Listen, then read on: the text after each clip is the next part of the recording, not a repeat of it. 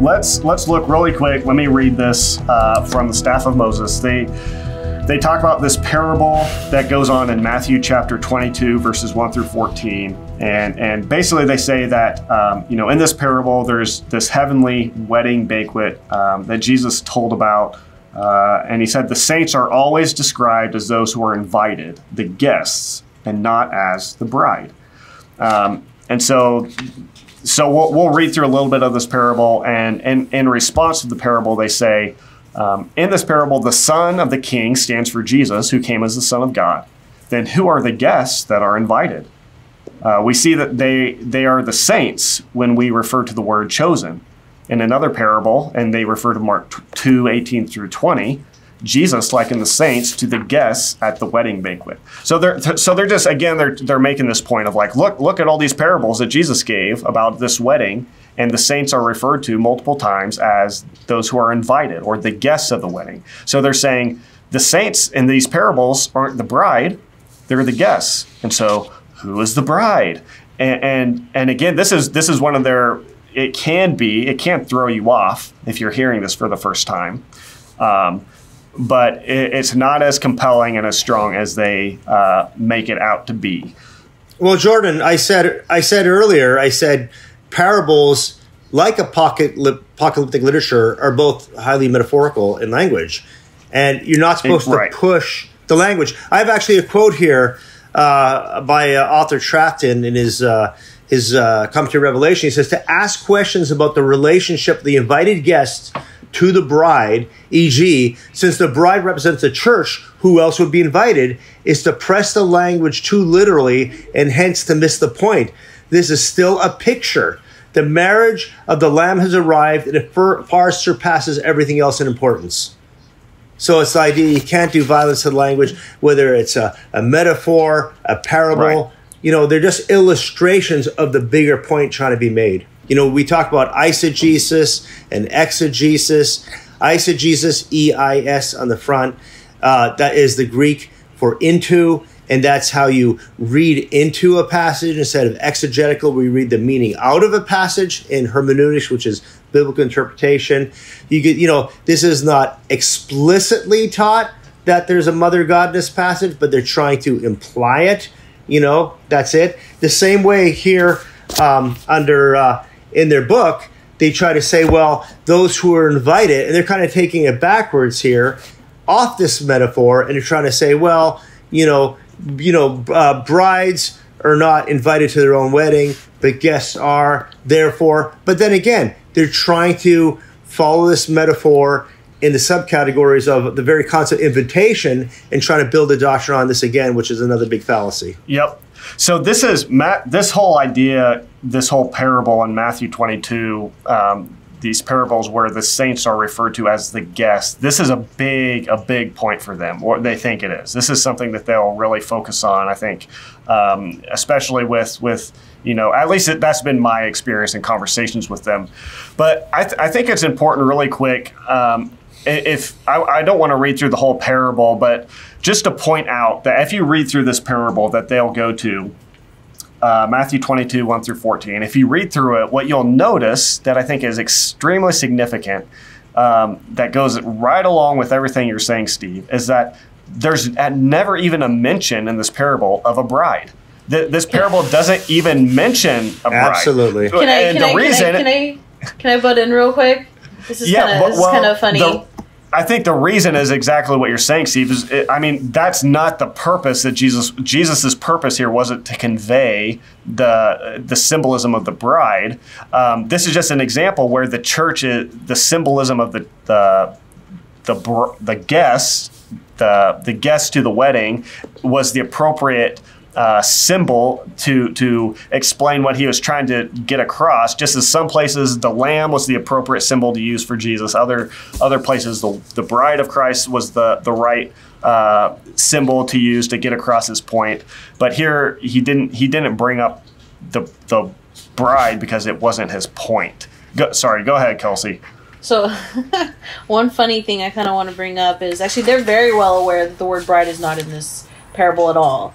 And they actually use that as a transition to Revelation 19, right? Because they say, well, here it's talking about a wedding banquet, right? But there's no mention of the word bride. That's because the time frame for the bride to appear was not 2,000 years ago, but in the last days. So they actually consider Matthew 22 as proof of Jesus testifying that there exists a God the Mother.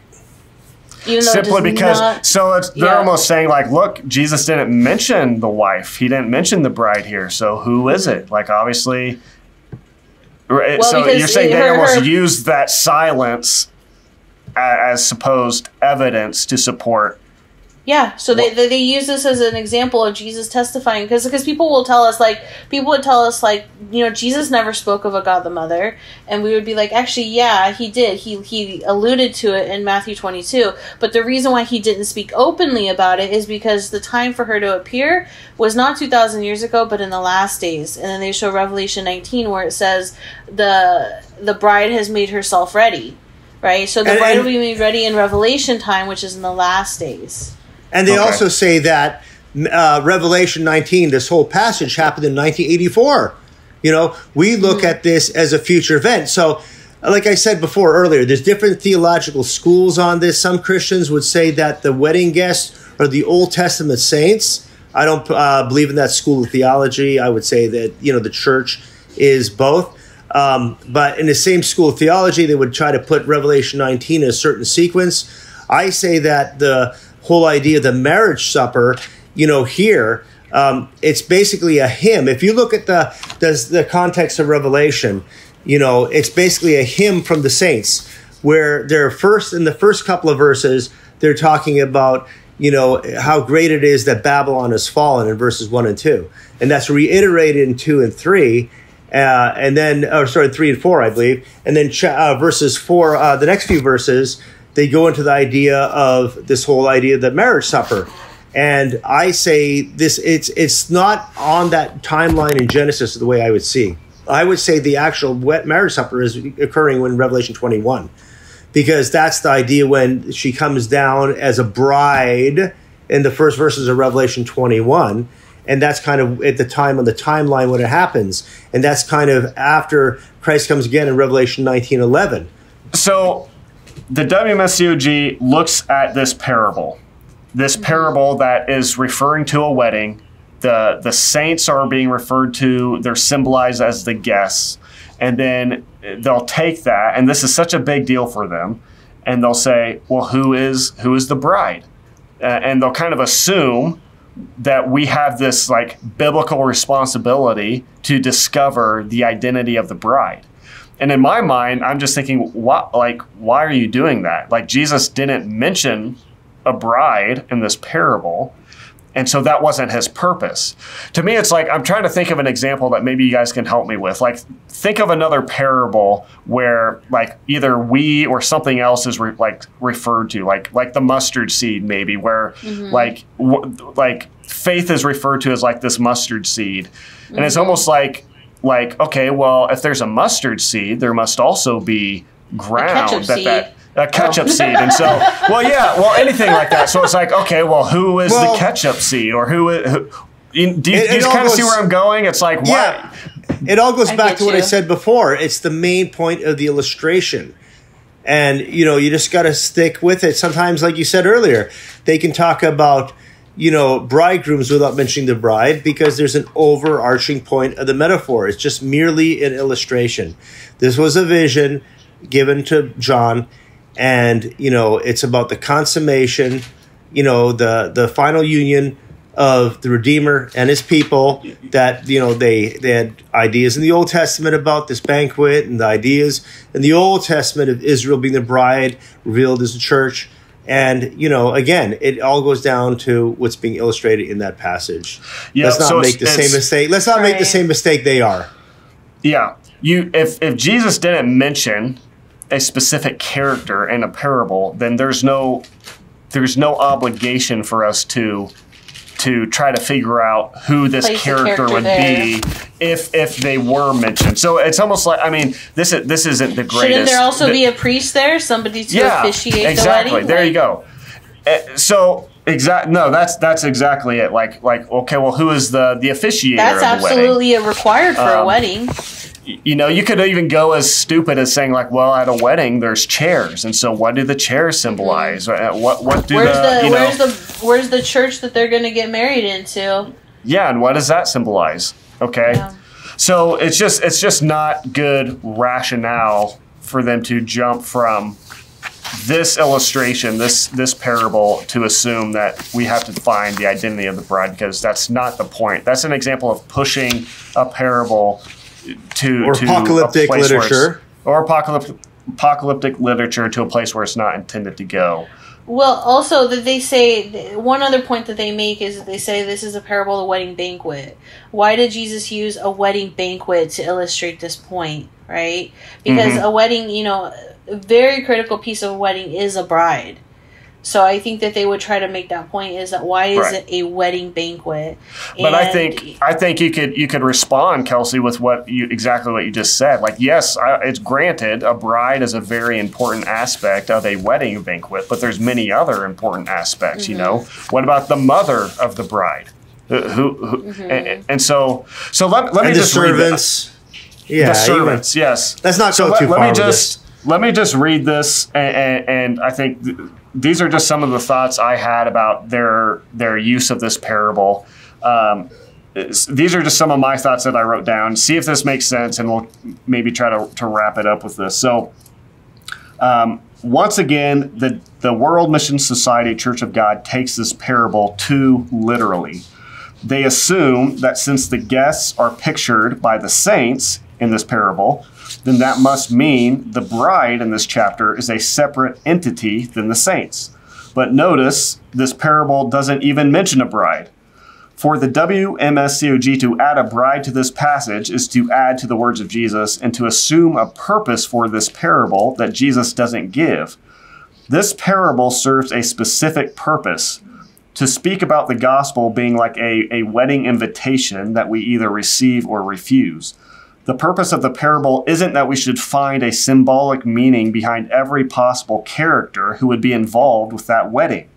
The parable doesn't even mention a wife, and so we have no biblical obligation to provide a meaning for who this wife represents, being that based upon this parable, there is no wife mentioned.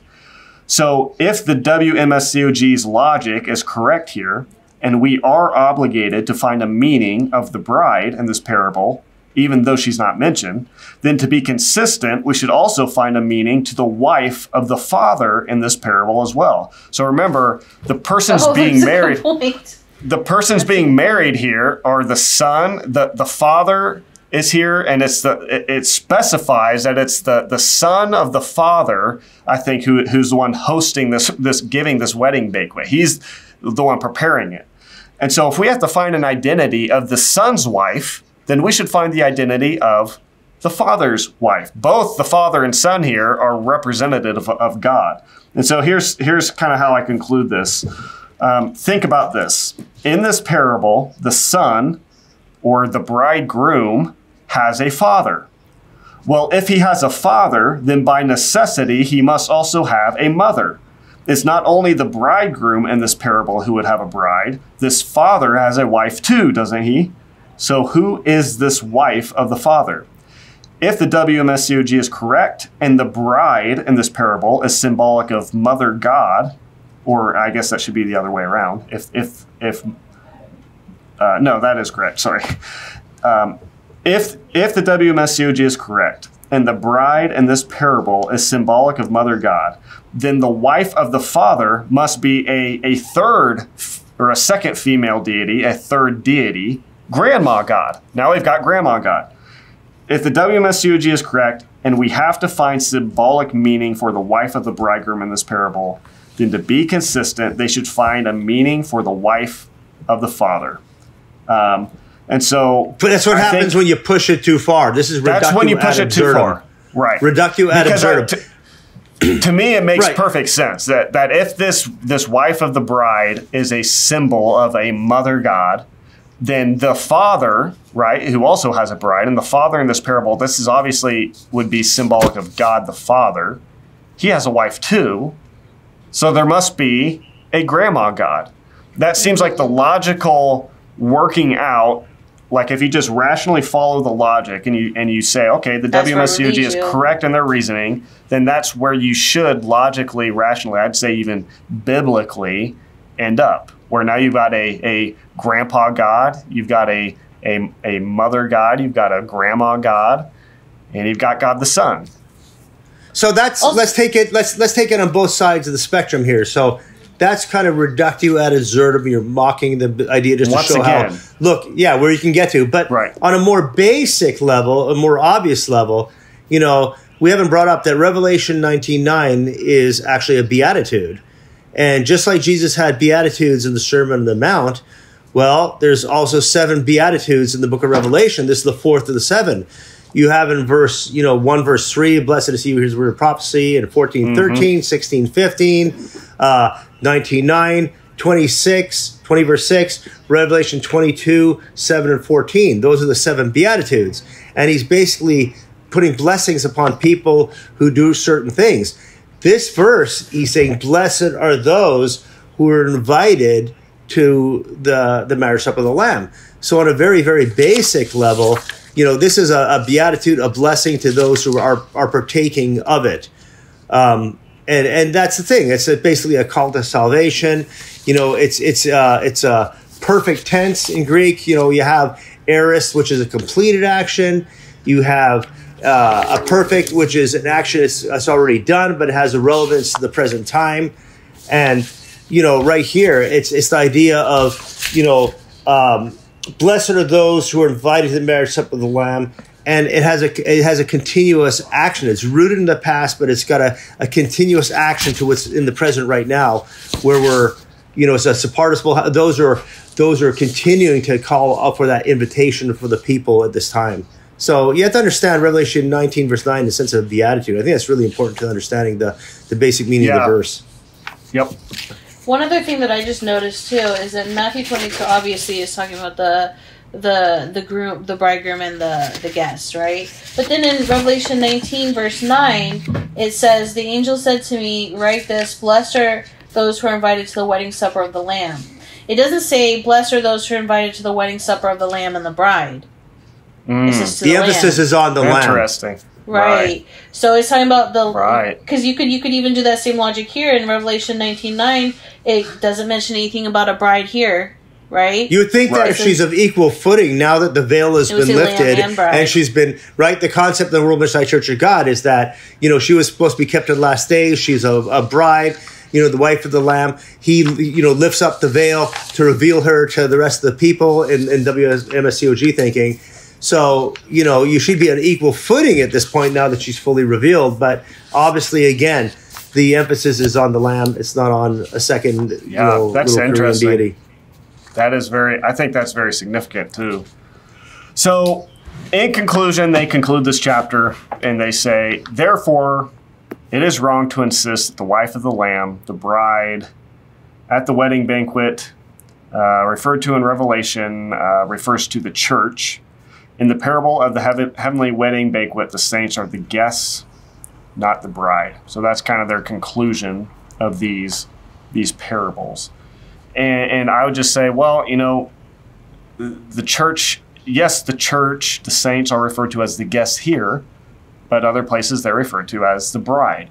And so, and if you follow the rationale to use this point that yes, the saints are the guests in these parables, and they say therefore who is the wife? It must be Mother God. Like if you use their logic to reach that conclusion, then I think if you follow it, you should arrive at, as we just said, a grandma God, and a variety of other things. If you push those parables in the same fashion that they are pushing them and trying to squeeze out meaning that I think Jesus never intended them to have, then you're going to arrive at all sorts of ridiculously crazy ideas.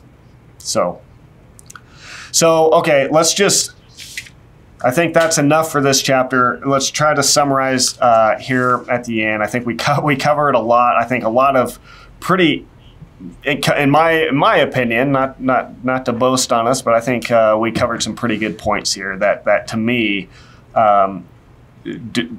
really make these arguments not look as strong as they might think. So we were very thorough. Kinda, I think we went deep. We looked at the genre. We looked at basic logical principles.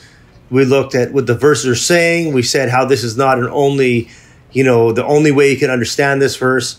And also the bigger issue to me, again, is the explicit teaching of Scripture cover to cover is that there's one God. And, to try to, look at some metaphor to build a doctrine in apocalyptic imagery is a critical mistake to base your salvation on that.